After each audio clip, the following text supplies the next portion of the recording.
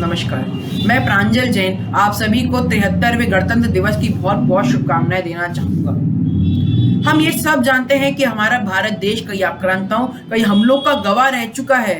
अंग्रेजी ताकत जैसी बड़ी बड़ी सरकारें इस देश पर शासन कर चुकी हैं, पर ऐसा है नहीं। इस देश के रक्षक हमेशा सदैव तत्पर थे और इस देश की रक्षा करते आए हैं। पर दुख की बात तो ये है कि हमारे वीर पुरुष इस देश के लिए प्राण न्यौछावर भी कर जाते हैं। सरदार उधम सिंह जी की दो पंक्तियां आप सबके समक्ष प्रस्तुत करना चाहूंगा। वह यूं कहते हैं कि तुम मेरे प्राण ले लोगे, तुम मेरे प्राण ले लोगे पर मेरे विचारों को नहीं, तुम मेरे प्राण ले लोगे पर मेरे विचारों को नहीं, तुम मुझे कुचल दोगे पर मेरी आत्मा को नहीं, मेरी आत्मा को नहीं। बात करूंगा एक ऐसे महान क्रांतिकारी की बारे में जिनका नाम है सेनापति बापत। सेनापति बापत का पूरा नाम पांडुरंग महादेव बापत है, जिनका जन्म 12 नवंबर 1880 को पानेर अहमदनगर महाराष्ट्र में हुआ। उन्होंने अपनी higher education Deccan college of Pune से प्राप्त की। जब वह पढ़ाई कर रहे थे तब उनके सबसे प्रिय मित्र से उनकी मुलाकात होती है, जिनका नाम है दामोदर बलवंत भिड़े, जो कि एक क्रांतिकारी सोच के थे और वह चिक्के क्लब के सदस्य भी थे। जब वह मिले उनसे तो उन्होंने कहा कि आपको क्रांतिकारी सोच से जुड़ना चाहिए और इसको आगे बढ़ाने के लिए प्रभावित भी करना चाहिए।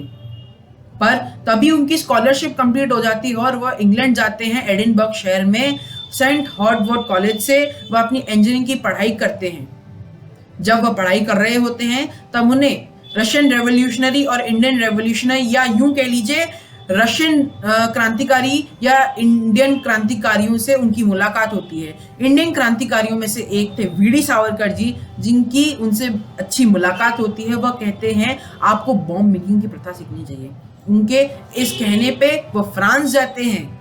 फ्रांस में वह बॉम्ब मेकिंग की प्रथा सीखते हैं।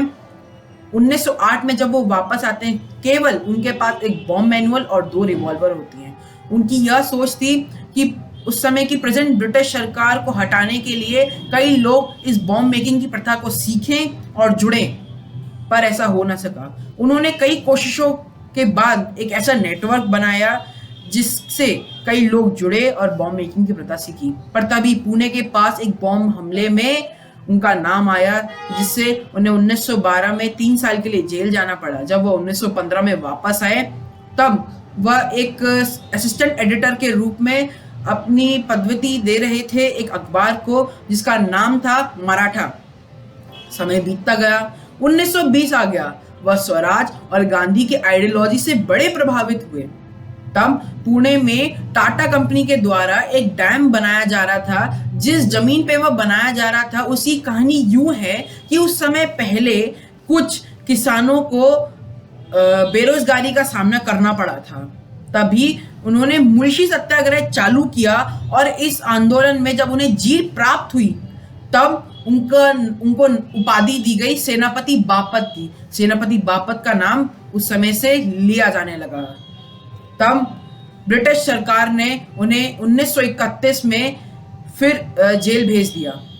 जब वह जेल से 1935 में वापस आए तो उन्हें महाराष्ट्र प्रदेश कांग्रेस कमेटी का अध्यक्ष बनाया गया।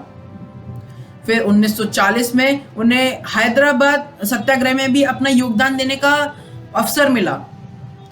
फिर 15 अगस्त 1947 आ गया, हमारा देश आजाद हुआ। पुणे में उन्होंने देश का पहला स्वतंत्रता झंडा फहराया। वहीं उन्होंने हिंदी, अंग्रेजी, मराठी जैसी बड़ी बड़ी भाषाओं में साहित्य और किताबें लिखी और कई ग्रंथ भी लिखे। और मैं आप लोग को इस आज से अवगत कर दूं, हमारी सरकार ने उन्हें ये इतनी सम्मानता दी है कि महाराष्ट्र के मुंबई और पुणे शहर में उनके नाम से 2 मार्ग बनाए गए हैं और कई बड़ी बड़ी इमारतें भी खड़ी की गई हैं। अब मैं आपसे इजाज़त लेना चाहूँगा। जय हिंद, जय भारत।